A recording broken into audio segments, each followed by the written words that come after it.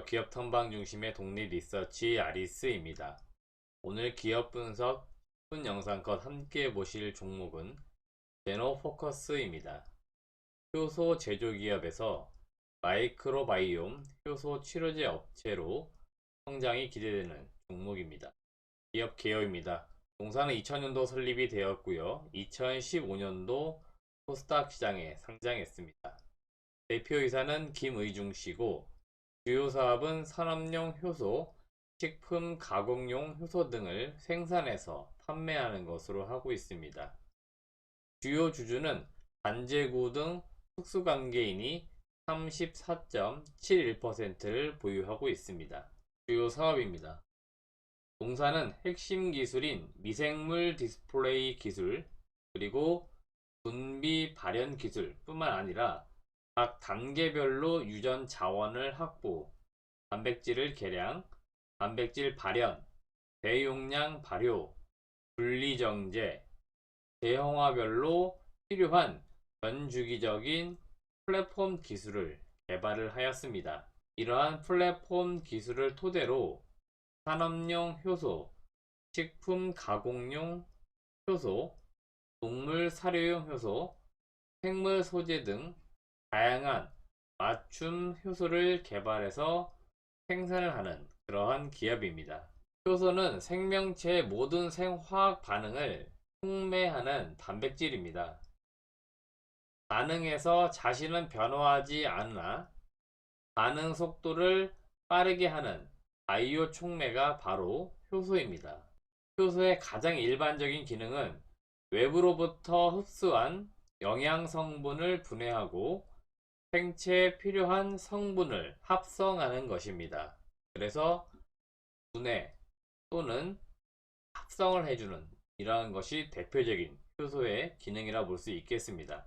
예를 들어서 우리가 잘 알고 있는 인간의 침 속에 있는 소화효소인 아밀라아제는 전분을 분해해서 포도당을 생성시키고, 이 흡수된 포도당은 여러 대사 효소 반응에 의해서 에너지를 생성하고 해성분을 합성하는 데 사용됩니다.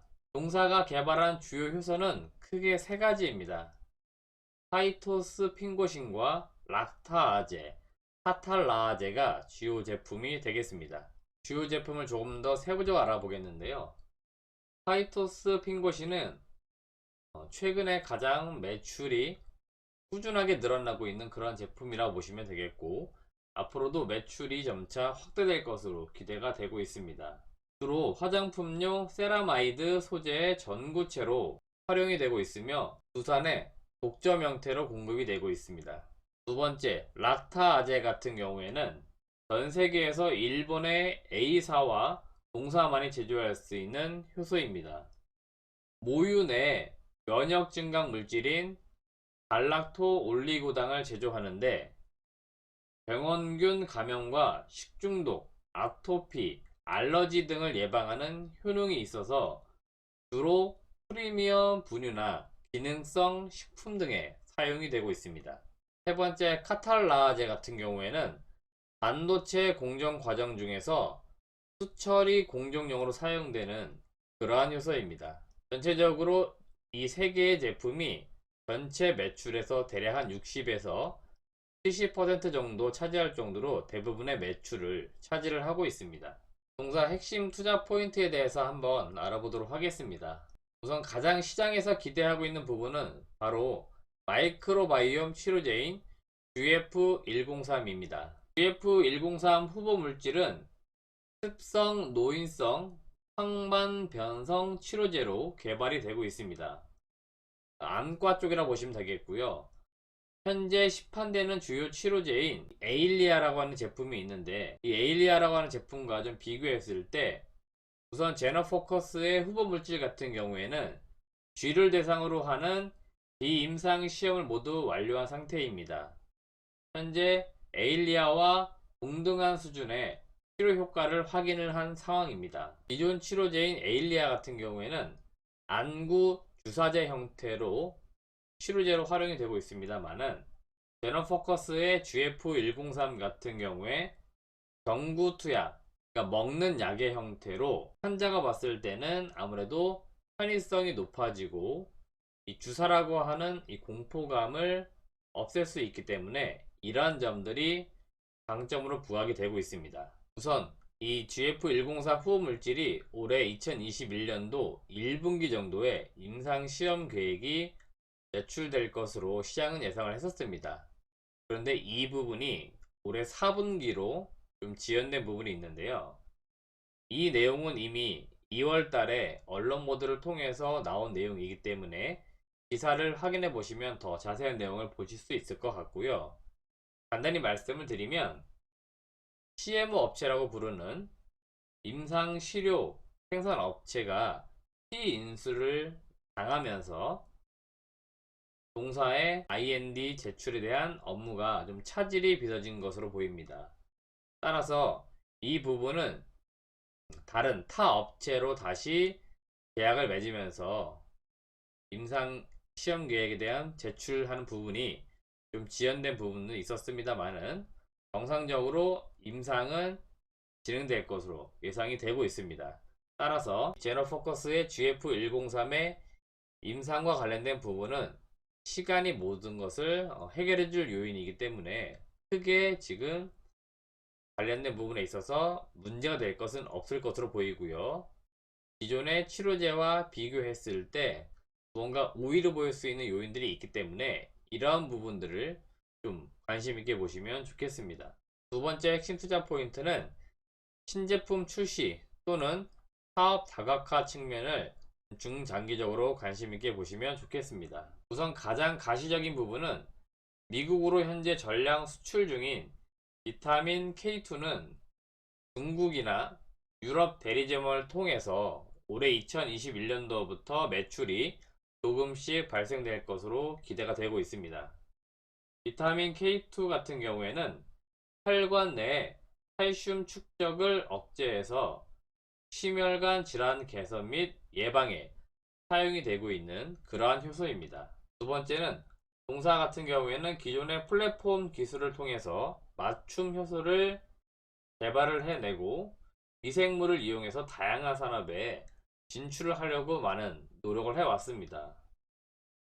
이 효소 시장 자체가 원래 선진 시장 중심으로 발달이 되어 있고 대부분의 이 전 세계 효소 시장 같은 경우에도 몇 개 업체가 과점을 하고 있는 그런 형태의 산업입니다.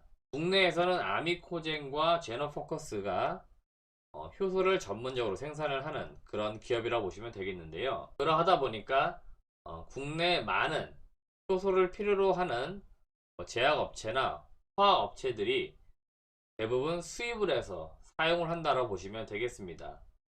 동사 제너포커스 같은 경우에는 기존에 보유하고 있는 기술을 토대로 해서 의약용 시장과 특수용 효소를 생산하는 이러한 시장으로 확대해 나갈 것으로 기대가 되고 있고 이미 오래전부터 많은 부분을 준비를 해오고 있습니다.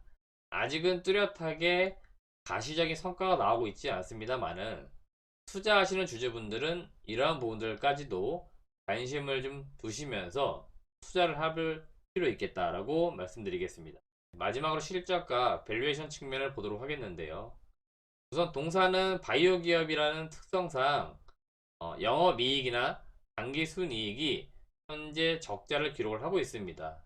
매출액 측면에서 볼 때는 효소에 대한 판매가 점차적으로 확대는 되고 있습니다. 그래서 매출은 증가되고 있습니다만은 영업이익 측면에서 아직은 뚜렷하게 흑자로 전환될 가능성이 아직까지는 좀 낮다 이렇게 평가할 수 있겠고요. 현재 매출액에 대한 성장성을 토대로 볼 때 2021년도에는 매출액은 한 250억, 영업이익 측면에서는 역시나 마이너스 60억 정도를 기록을 하면서 적자는 지속될 것으로 예상이 되고 있습니다. 현재 동사 같은 경우에는 매출액은 계속 증가를 하고 있습니다만은 신약 개발과 연구 개발하고 있는 다양한 사업 때문에 임상 비용도 증가하고 있고 다양한 비용이 복합적으로 증가를 하고 있습니다. 따라서 아직까지는 흑자 전환에 대한 기대를 우리가 갖기는 좀 무리가 있다 이렇게 평가할 수 있겠고요. 21년도에는 앞서 보신 바와 같이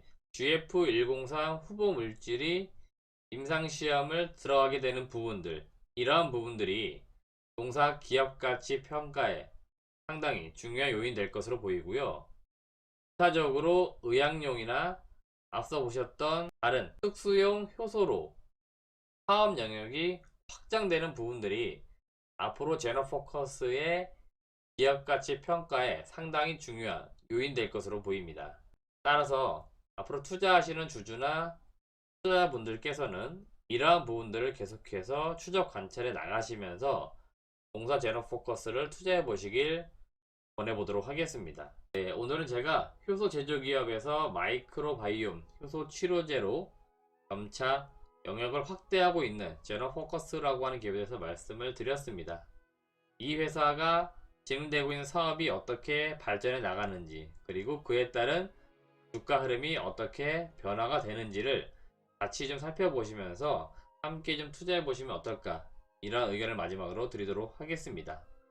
영상은 마무리되었는데요. 영상이 정말 좋았다면 좋아요와 함께 주변에 저희 영상 추천을 좀 꼭 부탁드리겠습니다. 그리고 아직 구독 안 눌러주신 분들이 있다면 구독과 좋아요도 부탁드리도록 하겠습니다. 시청해주신 여러분 고맙습니다.